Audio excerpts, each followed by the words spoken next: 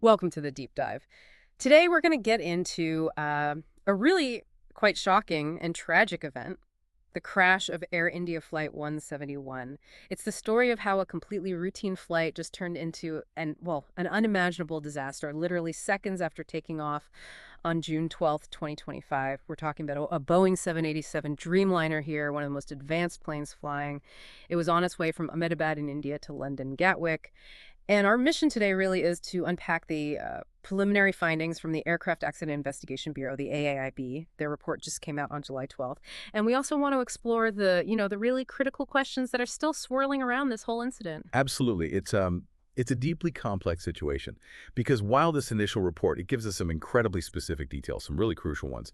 The ultimate cause of why this actually happened is still, well, it's a profound mystery at this stage and really forces you to think critically about aviation safety, doesn't it? Every single layer. It really does. So let's start with the stark facts from that day. Flight 171 had 230 passengers and 12 crew members on board. The crash itself, tragically, resulted in 241 deaths on the plane. But then, devastatingly, another 19 people were killed on the ground where it hit. So that's a total of 260 lives lost. Just staggering. Staggering is the right word. And the timeline, it's just chilling. The plane takes off from Ahmedabad at 1:39 p.m. Indian Standard Time. But then, and this is the critical part, within just 40 seconds, barely 40 seconds after lifting off, while it was climbing to only about 625 feet, both engines completely lost power. Yeah, and you see the pilot's immediate reaction. It's exactly what you'd expect, but it's desperate. They issued a mayday call straight away, reported a complete loss of thrust from both engines. But being that low, I mean, 625 feet, there's just no altitude, no time to even attempt a recovery. None at all. And the aftermath on the ground was just, well, horrific. The plane came down right into the hostel block of the BJ Medical College there in Ahmedabad, caused multiple explosions, an enormous fire broke out almost instantly, just devastation. Utter devastation. But amidst all that loss, there was this one almost unbelievable story of survival. A 40-year-old British citizen. He was apparently seated near an emergency exit, and somehow he managed to escape the wreckage with only minor injuries. People saw him walking away, kind of disoriented but alive.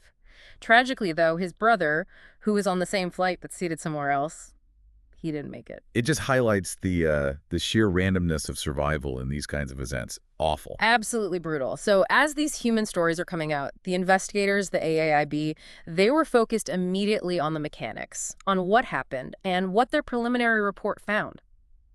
It really gets to the absolute core of this mystery. It really does. The AIB's main finding is, frankly, it's baffling. It states that the fuel control switches for both engines moved from the run position to cutoff just seconds after takeoff. Okay, so explain that for people maybe not familiar. What does that actually mean, those switches? Right. So these aren't just simple on-off things. They control the fuel flow to the engines. No. Moving them to cutoff literally stars the engines of fuel, shuts them down. And crucially, this is an action pilots normally only perform after the plane is safely landed and is taxiing, to shut down the engines properly. To have it happen during takeoff, during that critical climb phase, it's highly, highly unusual and obviously catastrophic. And the cockpit voice recorder, the CVR, it gives us this chilling glimpse into the pilot's final moments. The recording apparently captured one pilot asking the other about the fuel cutoff, like, did you do that? And the response was just, I did not do so. Wow. Yeah. It sounds like both pilots were completely confused about what was happening right before they sent that mayday. That says so much, doesn't it? That confusion. It points away from, a deliberate action by them at least. It suggests shock, disorientation, realizing something catastrophic is happening that they didn't initiate. It wasn't a gradual failure. It was sudden, total. Exactly. And in that phase of flight, like you said, every second is critical. And what makes this even more puzzling is the state of the aircraft itself. The investigation confirmed the Dreamliner was certified as airworthy before it left. All its maintenance checks were up to date. They even tested the fuel samples from the airport tanks used to fuel the plane, all normal. Nothing wrong with the fuel. So if the plane was okay, maintenance was done, fuel was fine, and the pilots seemed bewildered, what on earth could have caused those switches to move? That's the multi-million-dollar question, isn't it? Right. And this is where another piece of information becomes really, really relevant. It turns out there was an advisory back in 2018 from the FAA, the U.S. Federal Aviation Administration. And this advisory specifically warned about possible defects in the locking mechanisms for those exact fuel control switches on similar aircraft models. Yes, the locking mechanisms. They're designed precisely to prevent those switches from being moved accidentally. especially during critical phases like takeoff. And here's the connection that investigators are undoubtedly looking at very closely.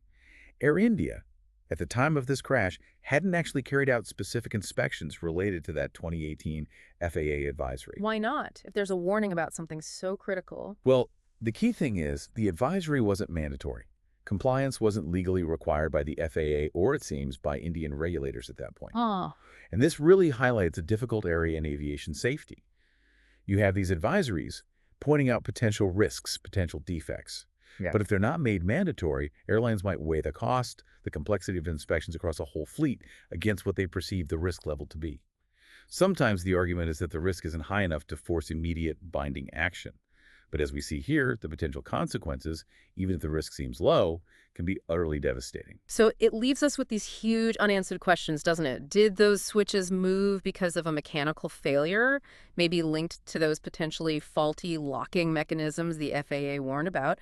Or was it somehow, despite the pilot's confusion, an accidental bump or action in the cockpit? Seems less likely given the CVR, but It has to be considered, yes. Or is there another factor, entirely something completely unexpected that the investigation hasn't uncovered yet? it's still early days for the final report, I guess. Absolutely. The investigation is very much ongoing, and it's a huge international effort. You've got experts from Boeing, from the NTSB in the U.S., the U.K.'s AAIB, all working alongside the Indian authorities. They'll be meticulously examining every piece of wreckage, every byte of data, interviewing everyone involved, bringing all that expertise together. And beyond just this specific crash investigation, there's been a wider reaction too, right? We're hearing that Indian lawmakers have now launched a much broader review of aviation safety standards in the country in direct response to this. And it's probably worth mentioning, Air India itself has faced some regulatory scrutiny for other safety issues in the months leading up to this tragedy.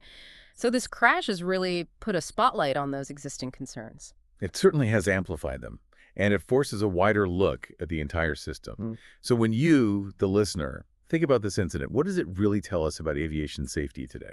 It's clearly not just about the machines, the engineering. It's so deeply tangled up with human factors, pilot actions, training, stress, procedures, and also the complexity of actually investigating these things.